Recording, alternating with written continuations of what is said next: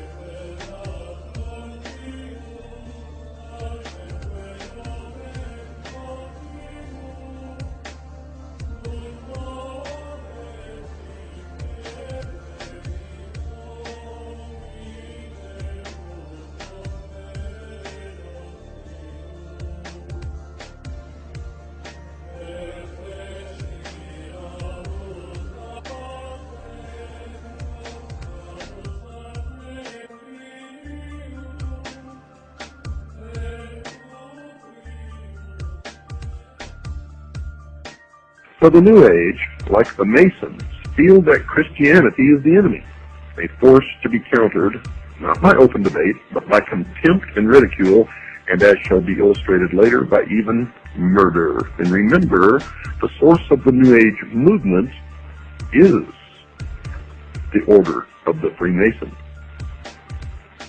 Other parties wish to join the debate.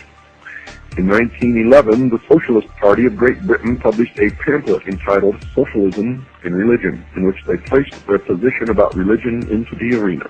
Quote, "It is therefore a profound truth that socialism is the natural enemy of religion. A Christian socialist is in fact an anti-socialist. Christianity is the antithesis of socialism." Unquote. So the socialists, the New Ager, and the Masons have declared war on the Christians. And as in every war, the enemy must be defeated even by bloodshed if necessary. This war has deep roots in history, and I will cover those roots so that you will understand it perfectly where this came from. This war is no different. Bloodshed is anticipated by all parties in the battle. Betty Lafferty and Bud Hollowell, two New Agers, started the discussion about how their religion sanctions the use of violence against the Christian community. They wrote the following in their book entitled The Eternal Dance. Quote, "This is a time of opportunity for those who will take it," apparently meaning the New Agers, the initiates of the mystery religions, socialists.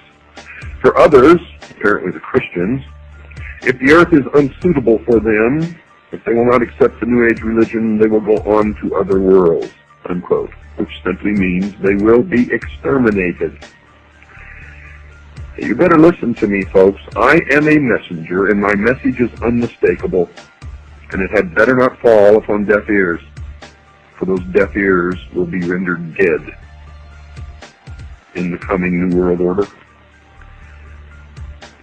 You see, they have made incredible admissions, but none of you are looking, none of you are reading, none of you are absorbing. In fact, most of you are so stupid that you think that the only thing you should read is what you personally believe in or agree with. How can you exist in this world ignorant of the opinions and the writings and the thoughts of everyone else, including your enemies. The words reveal an incredible scenario. You see, these people in the third world nations are going to be entirely replaced by what they call, quote, a new root race, unquote. That eventuality will not be a tragedy. Quote, John Randolph Price was told by his spirit guide that up to 2.5 billion might perish in the coming chaos, unquote. Another estimate of the number required to die because they will not accept the new religion was offered by the so-called Tibetan master, Wal Kul, who has said in one of his channeling experiences that 1/3 of all humanity must die. Some of the believers claim that they have the ability to call forth the deceased spirit of someone who lived many years before. Quite often, these spirits claim to be the ascended masters, those who have gone on to discover the eternal truths of all creation. One such believer who claimed to be in touch with a master was Alice Bailey, previously mentioned. Her spirit called himself Wal Kul, and she claimed he spoke through her saying, quote, Death is not a disaster to be feared.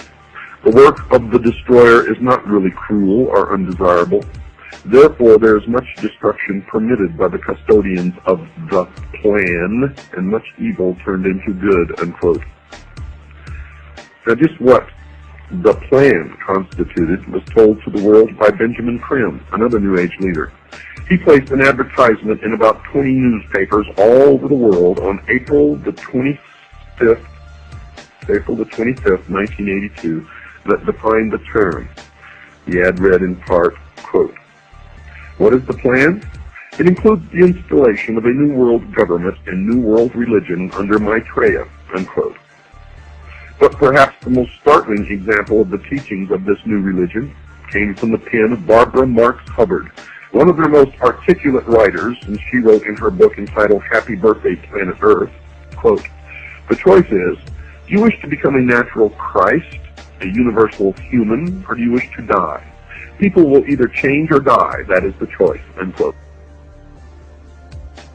The New World Order has convinced us that their plan is just about the nuts and bolts of the police-state system, cameras and ID chips. But the real agenda requires those who are close to understanding first to be prepared to accept the new false utopia.